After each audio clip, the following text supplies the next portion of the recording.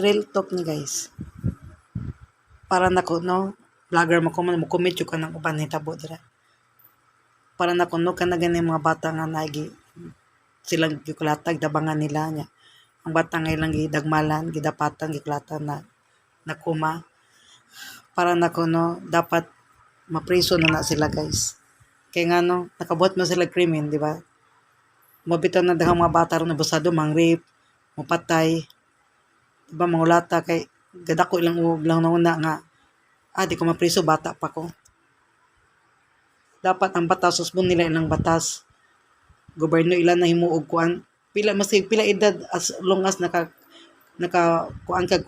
krimen, nakapatay ka, nakalugos ka, naka-scammers ka diha, nakakawat ka, dapat mapriso jud ka maski 8 pa ka, 7 pa ka,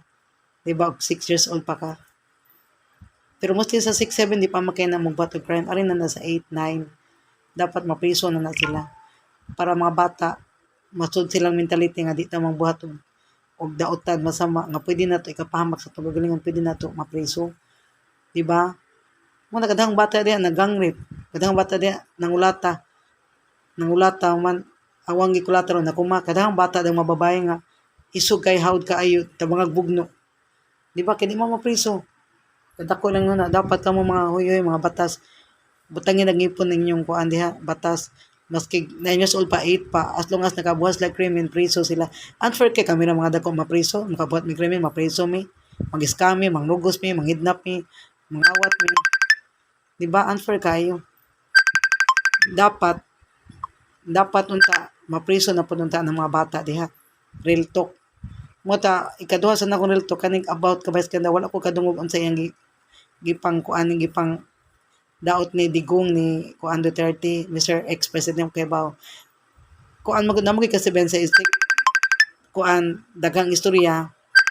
Namogi kasabihan sa insik kud daghang istorya daghang sayop. Nya napoy kasabihan di ka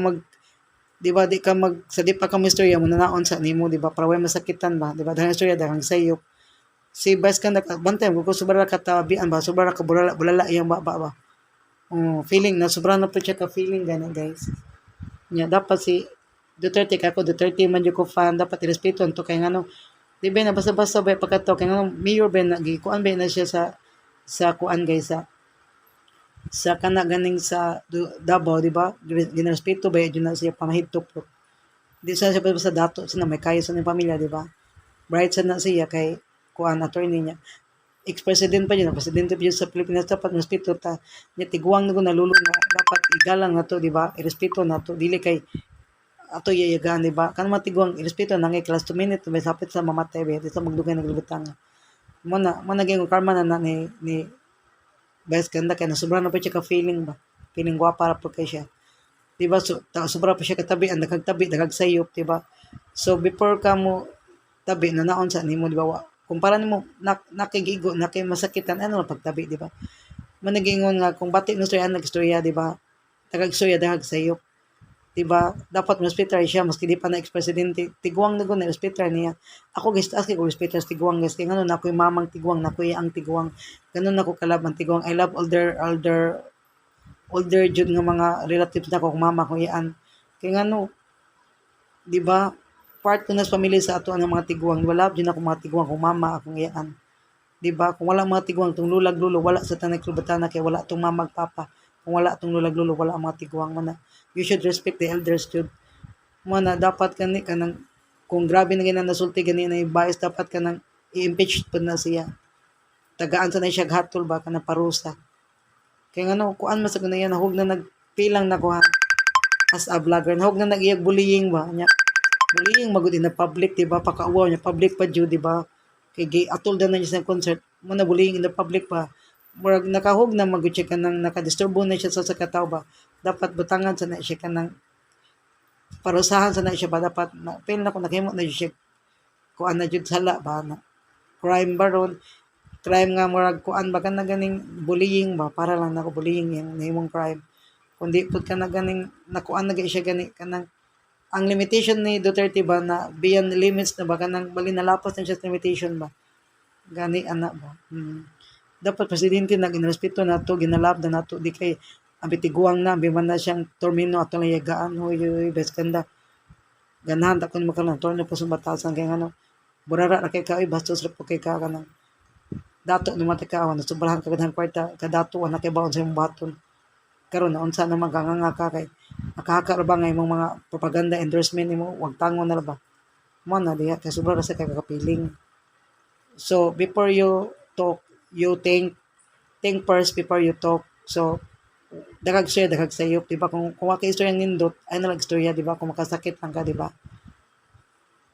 ba guys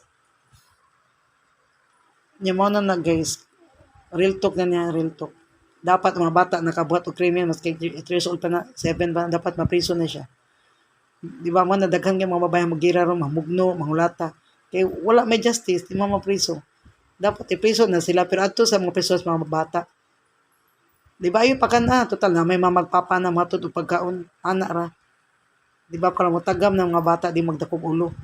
kadaghang bata di katong gibalita bata gigangrip gilugos gipatay ni pati ginikanan man nastigplata na kuanin taw na sa nganan ni guys na kuan taw na sa nganan na ay na kumas kaluoy ano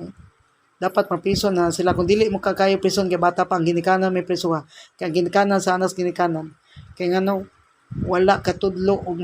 mayong pamatasan ng ilang ginikanan kaya ako naagin mo sa bata patay gutom ko pobre ko one day one night me among lamisa walay makaon pero di man sa kunana kabastos ka sa bayis kay gitudloan ko sa kong inan mayong pamatasan ni anak mama number 1 gitudlo bahala pobrita dita mangawat kay lisod kay mangawat ta ang mga dato labaw nang di mosalig sa pobre pa ta dita kasaligas dato kay lang tanan to kawatan pa mo na kinahanglan trustworthy ta kasaligan jud ta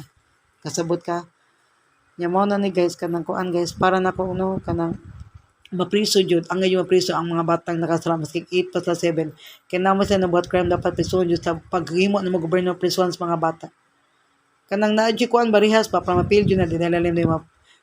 so person ay tuod dato ka kay gwardiyan ka sa pulis pero di wa kay freedom di ka kakalakaw di ka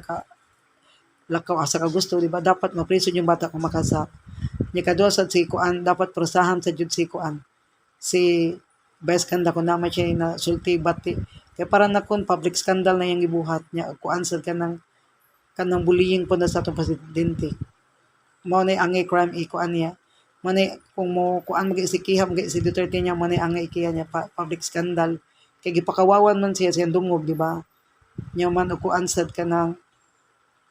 ka bullying sa nahog naman bullying di ba kanang naka-i-down sa mga galing sa ubang tao ang bantay mo i-down para mo angat kas mga galing di ba nana ba